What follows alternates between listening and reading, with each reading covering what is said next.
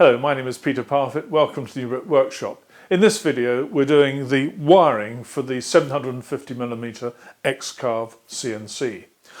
In the previous videos we've done all of the mechanical construction and in the next video hopefully we'll be getting around to the electronics and the commissioning of the machine. Now my machine has the various limit switches for X, Y and Z as well as the Zed Probe. Now the drag chain being used with the new X Carve is quite different from the old, and it has this type of cover that can be opened like so.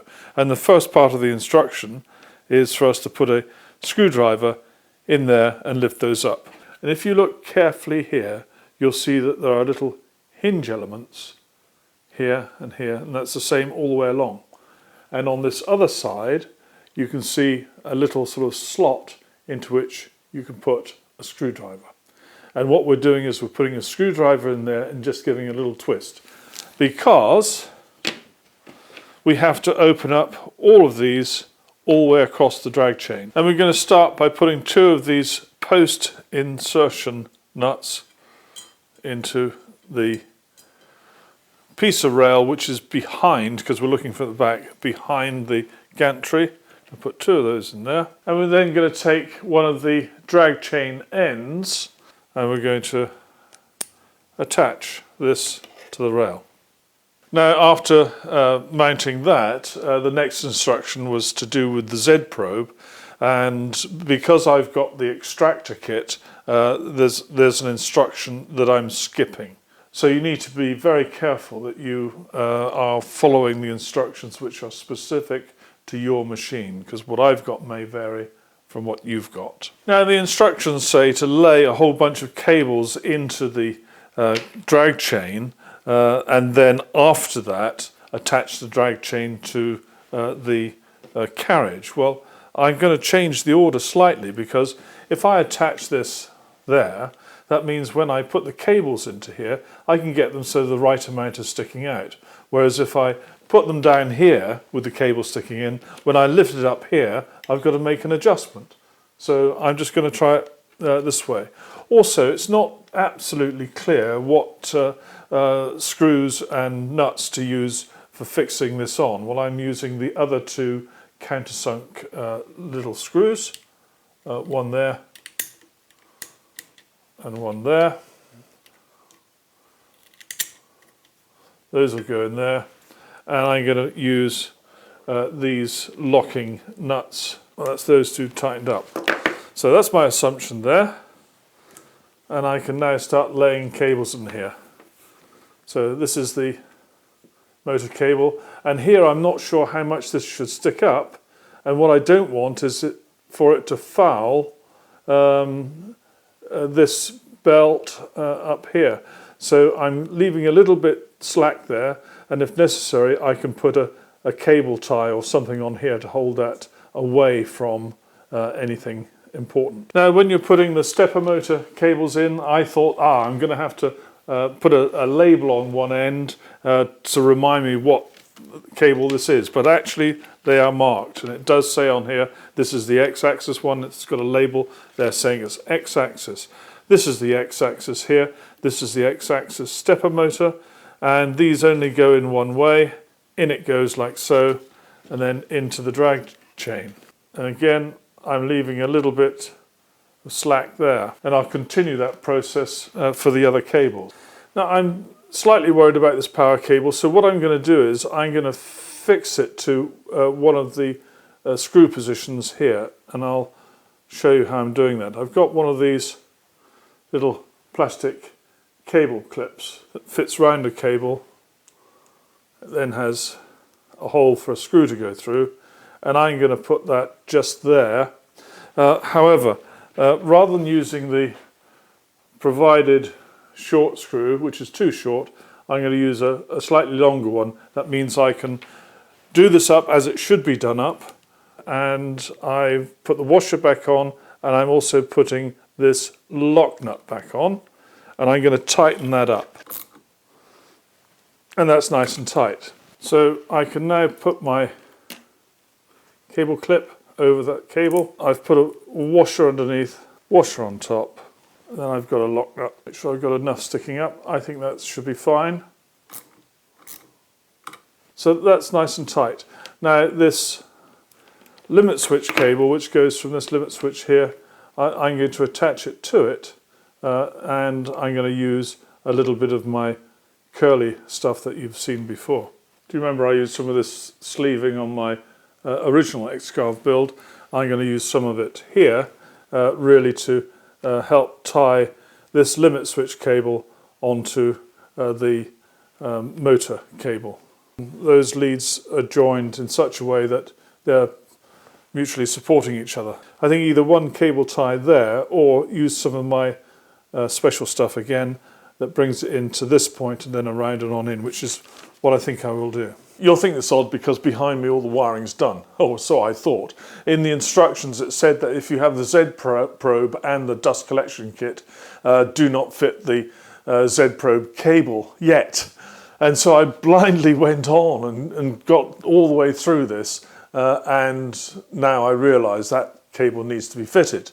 And when you look at the instructions for the dust collection kit, all you've got to do is fit a little bracket to move the end of the Zed Probe cable over by a little bit.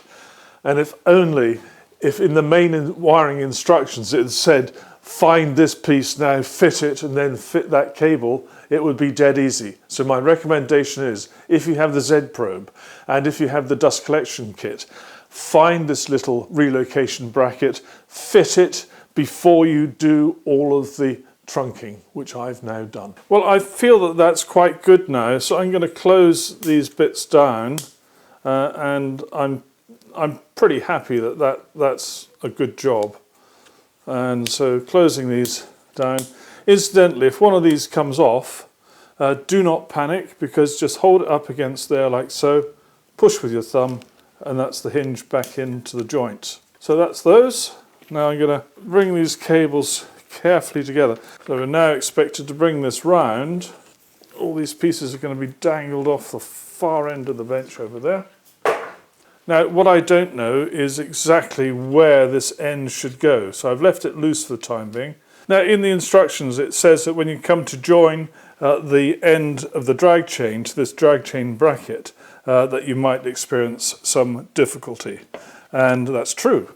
And it says, if necessary, use a screwdriver to prise it in there, and don't worry, you won't break it.